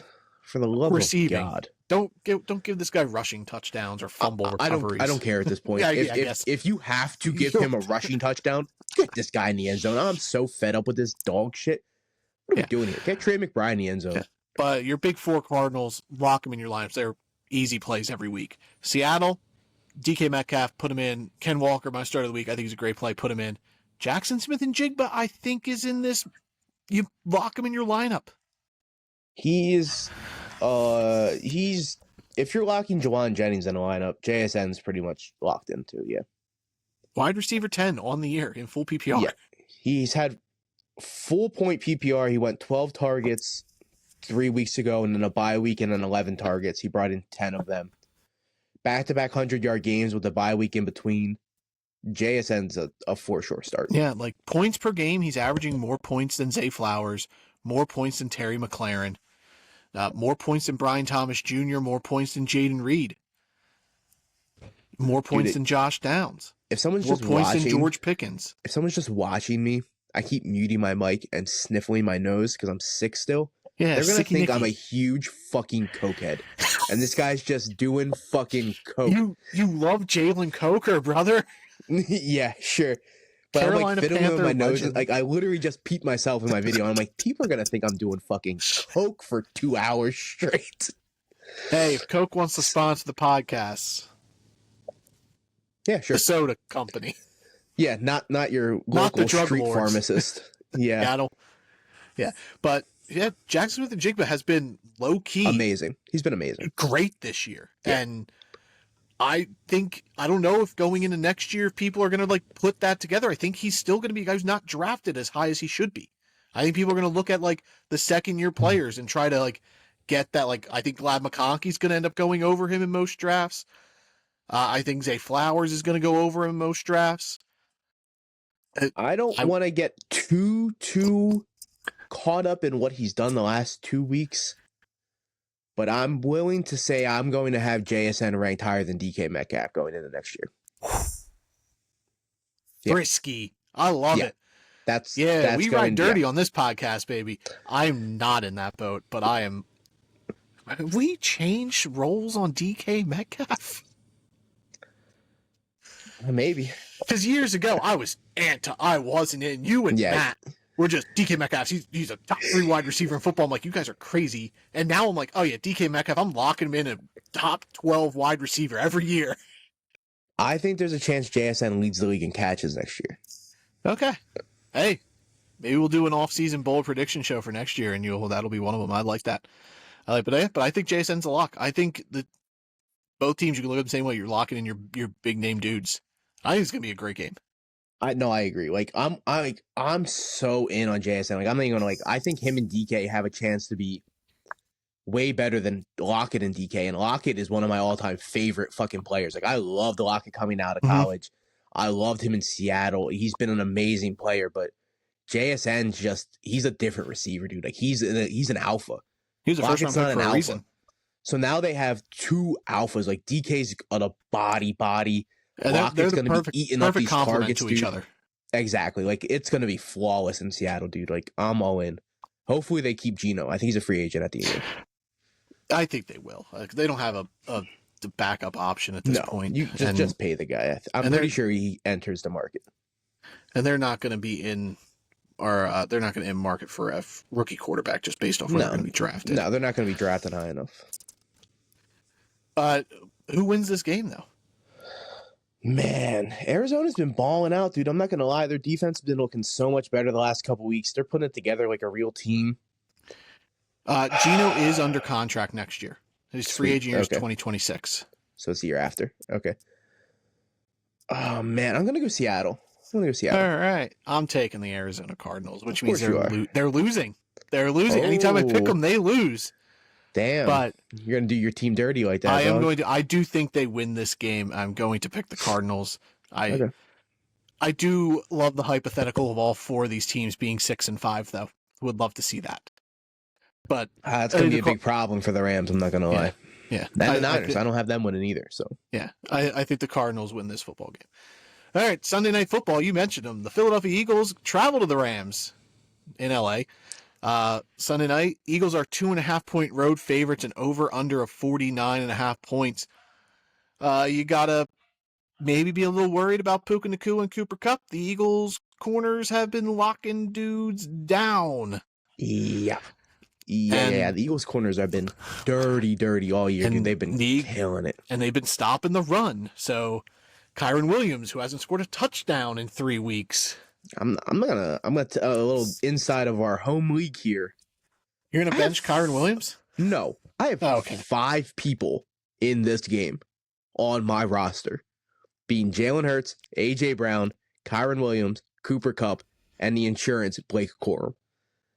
I have too much invested in Sunday night, and it is terrifying. And one of them being Cooper Kupp scares the hell out of me, dude. Like, Philly's defense has just been so good versus the pass, dude. Like, I am terrified to start Cooper Kupp. But thankfully, we're full PPR, and I think that's where Cooper Kupp's going to shine. I think he's a little bit safer than Puka, based off of Cooper can have 10 catches, 60 yards. Puka Nacua... I actually disagree with you. I think Puka Nacua has looked better across the board this year than Cooper Kupp, and I think he's a way safer play. I'm actually worried about Cooper. Better. I'm actually worried about Cooper Kupp in this game. I see. I'm the opposite. I think Puka has looked better, so I think Quignon's going to be on Puka all game. So here's the thing. I don't think NFL teams think Puka Nacua is better than Cooper Kupp, so I think Quinyon Mitchell is on Cooper Kupp. Cooper Kupp moves around too much. You can't one-on-one Cooper. Yeah, I don't know what if the Eagles play a lot of man or if they zone coverage. Quignon's playing man. He's been playing man on zone. I think he's allowed more catches on zone this year. Puka moves a lot too. Like the Rams are just always the moving, Rams so move everybody. Yeah, but like Cooper Kupp, he might just get stuck with Demarcus Robinson, and we just don't even see Quinyon Mitchell at all this game, which would be a huge upgrade for Cooper Kupp and Puka Nacua if they're both playing like slot roles. But man. Cooper that means Kupp, one of them's getting Cooper DeJean, who last week I'm pretty sure was PFF's #1 corner. I'm pretty So if Cooper Kupp's got Cooper DeJean and Puka Nacua's got Quinyon Mitchell, they both might be irrelevant. It might be a Demarcus Robinson game because he's got Darius Slate, get in the end zone. Who's the worst of the 3? I think Kyron ends up getting in the end zone again. Back on, not again, but because he hasn't scored the last 3 weeks, he's ruined his touchdown streak.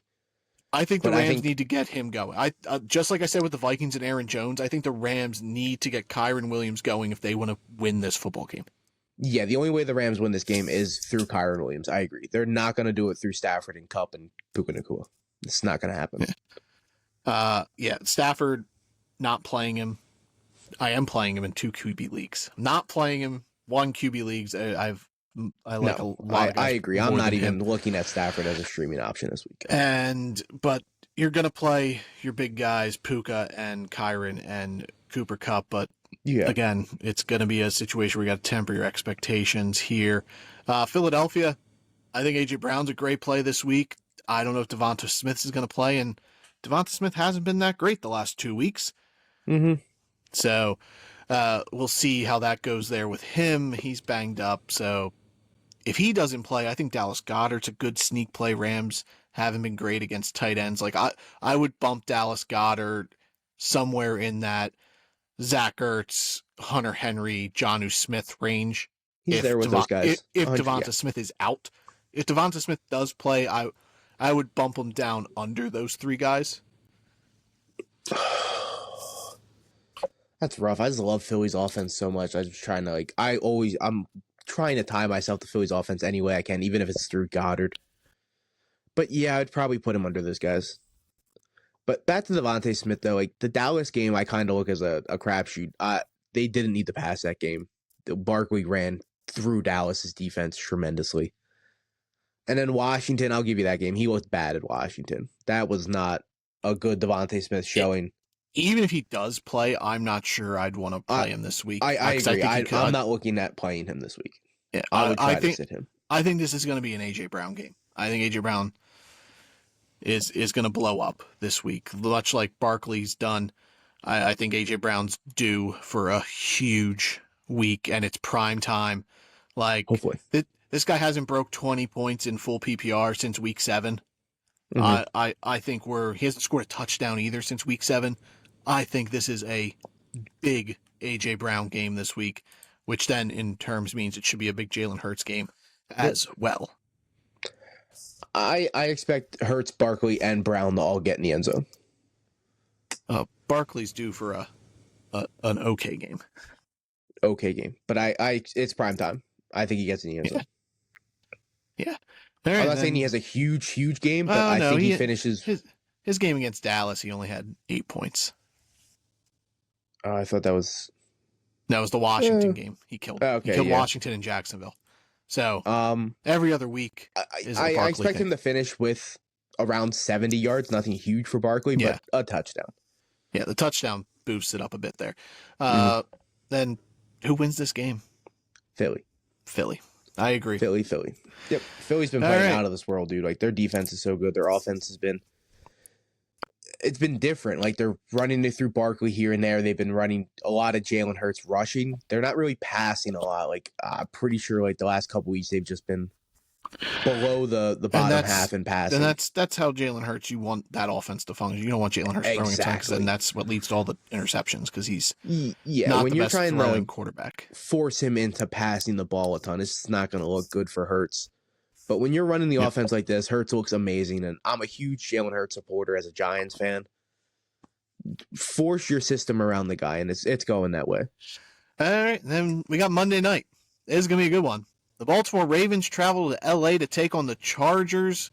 The Ravens are a 2.5-point favorite on the road, an over-under of 51 points. The Harbaugh Bowl. That's a lot of points. I can't wait. Like, usually I'm like anti-Monday games. Like, I don't want to watch them. And I probably won't even be able to watch this one because it's Ash's birthday. So I have more important things to do than watch football. I got to take her out. So I will be following along. But this game, on paper, should be incredible. Ravens. I'm so excited. Lost to Pittsburgh. So they got a little nasty taste in their mouth. The Chargers did beat Cincinnati, but it's a game where they should have blown them out, and they let the Bengals back in, and they almost lost it in the end. So, Baltimore, Derrick Henry, you're going to put him in. Chargers did struggle a bit with Chase Brown, but they struggle more so in the passing game with him, which isn't Derrick Henry's suit. So we might be looking at a Justice Hill game, especially with that over-under. There's a chance. Yeah, but you're not going to bench Derrick Henry. You're going to put him in your lineup. He's going to get in the end zone regardless of whatever happens. So yeah. But it could be a game where he's got 65 yards and a touchdown, and just kind of not a Derrick Henry game. Yeah. And then it's really Lamar Jackson obviously locked in.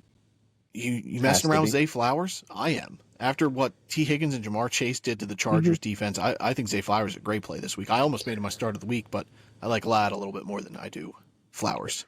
Yeah, I'm cool with Zay for sure, and even Bateman if you need a flex option. I get he had a dud week versus Pittsburgh, but like the 5 targets, he's still being tremendously involved. Would you I think it's gonna be. Would you rather play Quentin Johnston or Rashad Bateman? Oh, Quentin Johnston. Okay, we're not messing around with Deontay Johnson though, right? We're done with it. It's Mark Andrews. Yeah, I'd fuck around with Mark Andrews. Him or Mark Andrews or Jonnu Smith? Probably Johnny. Okay. What about your boy Zach Ertz? Probably Mark Andrews. I would also go Andrews. Better touchdown chance. Yep. They're around the same catch the yard ratio, but Andrews has a way higher touchdown percentage. Yeah. So Andrews, we essentially have him in the same boat as that line that Ertz, Jonnu, Henry. Yeah, he's around those guys for sure. Yeah. And you would play Andrews over Henry. Yeah. Yeah. As would I. Yeah. Isaiah Likely, though? Does he fall into that? That area, or you just those guys. He's too streaky. He's way too streaky. I would have him under those guys. Now, Will Dissly. Oh yeah, baby. You playing him over all these guys? You playing him over Mark Andrews? Yeah. Yes. Maybe all of them except maybe Jonnu. I agree. Yeah. This is 2024. What is going on? Yeah, for sure. Will Dissly has a huge resurrection here in 2024. Has a resurrection. There's a chance where he shits the bed like he did versus Cleveland, where he has 2 catches for 9 yards. Yeah. I don't think that happens. His targets have just been no, so especially with this over under. dude. I think in games that are going to be high scoring, I think Will Dissly is a Mm-hmm. great play. Like he's the guy in the middle of the field. Justin Herbert is a real smart quarterback. He's sort of like Kirk Cousins in a way that like if Will Dissly's the read, he's going to get him the ball, sort of like Cousins did with Hawkinson. And I just think that Herbert, he's smart enough that, and he'll check it down to him if he can't hit Quentin or find Ladd, and he'll hit Will Dissly in the flat and be good to go. Like Will Dissly's a good tight end to sit in the middle of the field, like, and find the open zone, and Herbert will find him. Yeah, I agree. I think Dissly's really good for 4 for 40, the Evan Ingram special, and yeah, it's a huge over-under, so I think he has a chance to get in.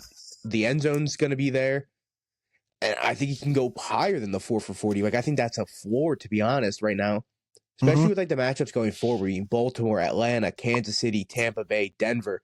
Those are all going to be shootouts. He's got a great playoff, a great schedule going forward. So going forward, like Will Dissly is a really startable tight end for the rest of the season almost, because that puts you at the last week. Like week 17 is New England for them. So, man, Will Dissly, man. Yeah, very startable. If you were in that range where like you went with like Dalton Kincaid as your tight end, I think Will Dissly is a better play for you rest of the season than Dalton Kincaid. I think you drop Kincaid. It's close. Yeah, I don't think it's close. And Chargers, obviously, we're in Herbert, your start of the week, Ladd McConkey, mine. I almost considered going the receiver duo and went Quentin Johnston too. I think he's a good, high upside guy. Herbert can hit him on a long touchdown. But I would say flex guy. Would you Quentin Johnston or Tank Dell? I don't remember if I asked that earlier. Quentin Johnson. I agree. What about like DJ Moore or Quentin Johnston? Quentin Johnson. Jaden Reed? Jaden Reed. Okay. Deebo Samuel. Jesus Christ. Oh, yeah. The fact that you got to think about it, it's just like dirty enough that like, man, Quentin Johnston might be a better play than Deebo. I would lean Deebo, though. Bad. I would go Deebo. Yeah, I agree. But it's still not out of the realm of questions, though. Like, if you told me that you were doing that, I'd be like, hey, fucking shoot, brother. Shoot that Quentin shot. Johnson's out here having like a huge season, dude. Like, love to see it. The whole offseason, his name was dragged through the dirt tremendously, like we've done to DeAndre Swift all season. Like, every analyst, there was no one out here saying anything good about Quentin Johnson. So, huge ups to that guy for turning around, dude. Like, the Chargers, it's obviously not the same regime that's there when they were drafted them. They brought in a new coach. But Harbaugh's done a great job getting to this kid. Exactly. So he's turned his career around, dude. So Quentin Johnson's looking like a legitimate NFL player this year. And you said you're more in on J.K. Dobbins than I am. He's flexible. Yeah, I don't want to play him. I mean, I would put him over like Tony Pollard, Aaron Jones. Maybe not Aaron Jones. No, Tony Pollard for sure. If Tyjae Spears is out, I would play Tony Pollard over J.K. Dobbins. God, and I would play Chuba Hubbard over him too, and Aaron Jones for sure. Yeah, I'd probably play Chuba. I don't know. That's rough. Yeah. And then, who wins here? Baltimore or the Chargers? Man. Give me the Chargers. Okay. I'm going with the Ravens. This just feels like a game the Ravens win. Prime time, Ravens really good at. Bounce back from the loss to the Steelers. It's just feels like a game the Ravens pick up. Oh, I agree. It really does. Like, I think the Ravens have... Oh, man, I think they end up sneaking away here, but the Chargers have been playing so clean, dude. Herbert's been playing great. And the Ravens just seem to, like... They can't really finish games too well, and they lose to teams that they should just be blowing out. And the Chargers are just a really good coached team who are going to be in here regardless of what happens on Monday night. Both so teams are really good. 100%. Coached, yeah. I think the Chargers end up sneaking away with it, though. Okay. Yeah. Regardless, I think it's going to be a great game. Yeah. Right. Oh, yeah. Great Week game. 12 slots in the book. Let's wrap this up. Power rankings 1 through 5. Finally, a new number one. Detroit for me, number 1. I'm putting Buffalo 2. Kansas City's 3, Pittsburgh 4, Philadelphia 5. Okay, I like it. Detroit 1. You're gonna put Philly 2, and I'm gonna throw my microphone at you.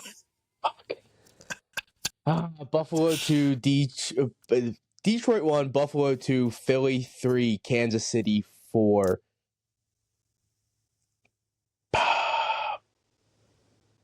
Who'd you put 5? Philly was my 5, but Pittsburgh's my other team in. Oh, man, I kind of want to go Pittsburgh. But I'm going to go... You going to go with the Chargers? You going to go with the Chargers? Minnesota? Kind of looking at the Chargers, but I like Pittsburgh more than the Chargers. I'm not going to lie. All right. But no, I'm going to go with the Chargers. I'll go with the Chargers. Yeah. I think they're a little bit hotter I think right the now Chargers, they can fall into this range, especially they beat Baltimore, but like a lot of the NFL real top heavy this year, like those 5 teams, and then you got like Minnesota, the Chargers, and Baltimore and Houston are probably the next 4 teams, and they're all great. Even Green Bay still very talented. Yeah.